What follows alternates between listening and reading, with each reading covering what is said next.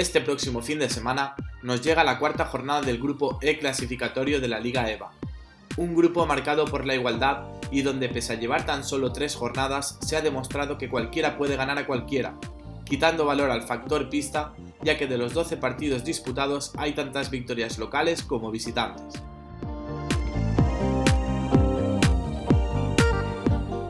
La cuarta jornada de este grupo se desarrollará a lo largo de la tarde del sábado y en la tarde-noche del martes.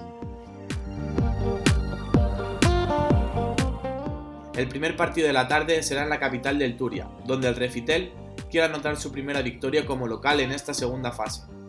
Una gran primera parte en Alginet permitió a Alejandro rotar a sus jugadores, que reciben a un Erohairis que solo ha conseguido ganar como local, y seguro que quiere cambiar esta dinámica para seguir dominando la tabla clasificatoria. En la Safor, el Angels Vision Unichpel Basket Gandía recibe a un Tau Castelló al alza tras su victoria ante los Taronja, con un destacado Joel Sabaté.